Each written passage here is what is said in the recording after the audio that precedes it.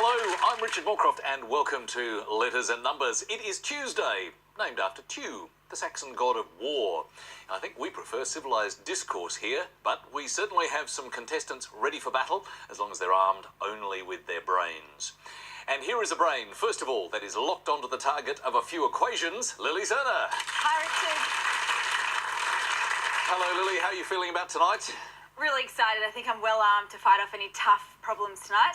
You are indeed. Well, welcome, Lily, and the man who never resorts to sticks and stones because, well, he's got words. David Astle. Hi, Richard. I mean, words can be very powerful, can't they? Strong enough. Strong enough, I reckon. Barbed or vitriolic, they can hurt, but as the proverb says, sticks and stones, a little bit more impact. Welcome, David. And first up, let's say hello to our contestants tonight. Our carryover champion to begin with, Ian C., back for his third night. Ian is a fiction editor who has a sweet tooth and finds baking, well, simply a piece of cake. Welcome back, Ian. Thanks, Richard. Is that true? You know, you're a good baker? Well, yes, since I was little, I've always liked sweet things, I'm afraid. What's your specialty? Well, I think my favourite thing to make is brownies. They're really easy and everyone seems to love them. Oh, well, I think we'll probably have to get you to whip up a few later. But good luck with the competition tonight. And ready to challenge Ian is James Weatherhead.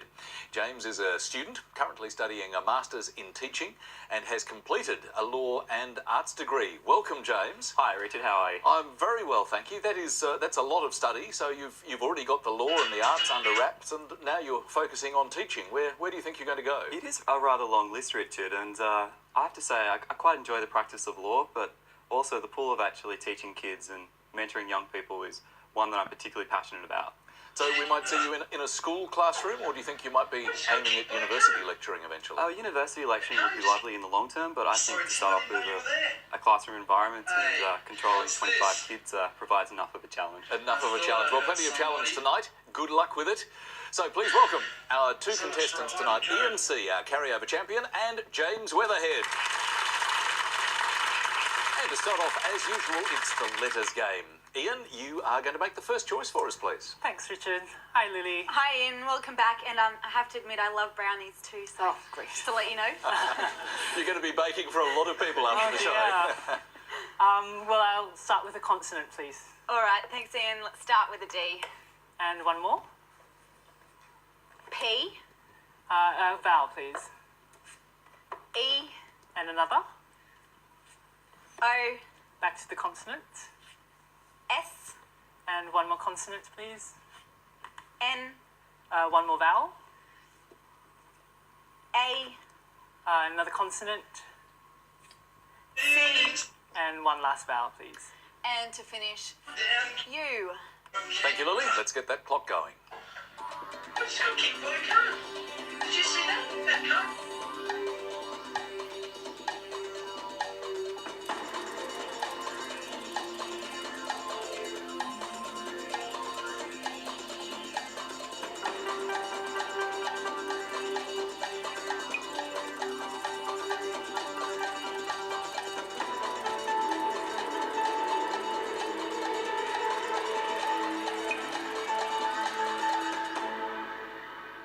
How many for your first word, Ian? 6 for me tonight.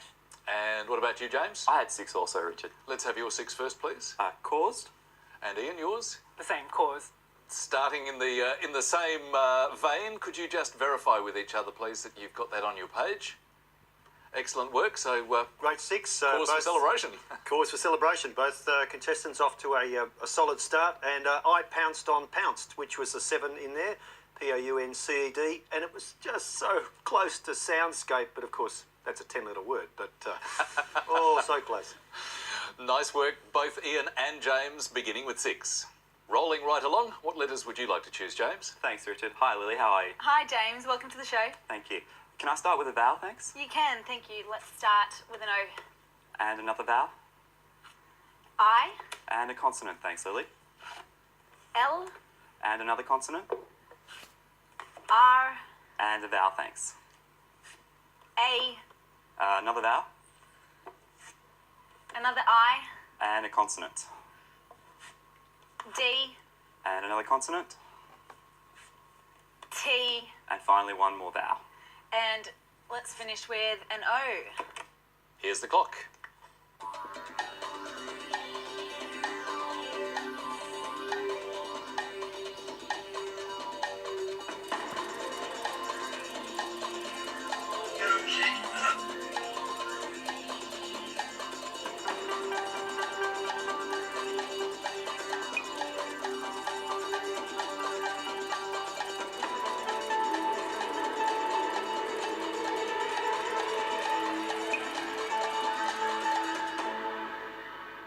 So your first letter choice, James, how did you go? I only got 5, Richard.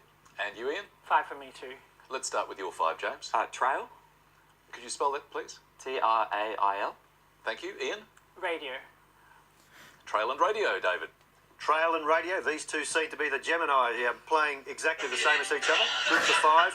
Now, there's a word here, toroidal, T-O-R-O-I-D-A-L, and toroidal describes a torus, T-O-R-U-S, and a torus is much like a donut, and it's actually a fantastic way of playing Scrabble. It's a variation of Scrabble that I can explain a little bit later in the show if you like. So torus that's a kind of a geometric shape, is it? Geometric shape, and really the most kindred shape that we have in the physical world is a donut, so very familiar to a particular resident of Springfield.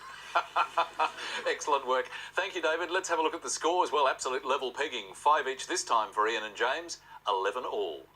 Let's renounce the letters and go for some numbers now. Our first numbers game where contestants use a combination of high and low numbers and have just 30 seconds to get as close to the target number as possible. And Ian, would you like to start us off by choosing some numbers? Sure. Lily, could I please have 2 large and 4 small? 2 large and 4 small. Thank you, Ian. And starting with the smalls, 9, 7, 3, and 2. And the 2 large, 125. And the target to reach is 733. Let's seek that target.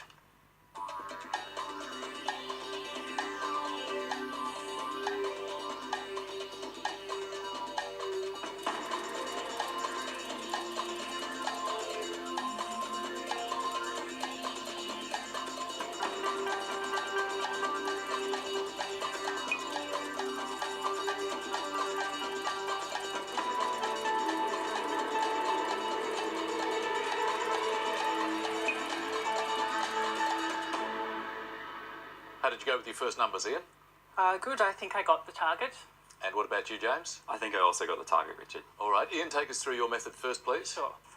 First step was 100 times 7 to get the 700. 100 by 7 gives you 700. If we set that aside, and we have 25 plus 9 to make 34. 25 plus 9 is 34. And 3 minus 2 is 1. Okay, so do you want to add that on? Sure. Yes, yep. 734. 4. Now, And then 3 minus 2 gives us 1. 3 minus 2 is 1. If we subtract that from 734, we get 733. It does indeed. 733. Very well done. Spot on target. Well done, Ian. James, was your method the same? It was actually number for number identical. Could you just verify that with each other just to make sure you're both happy there? So the same method from our twins over here virtually. Was that your approach, Lily, when you solved it? I got to 700, but to make the 33, I added the 2 and the 9, which is 11, and timesed it by the 3. Very straightforward and gives you the same solution. So once again, absolutely level pegging. Ian and James, 10 points each, both on 21, as we move towards our first break tonight, and of course our first word mix. It is organ knit. And the clue for you, I don't know anything about these puzzles. Back after the break.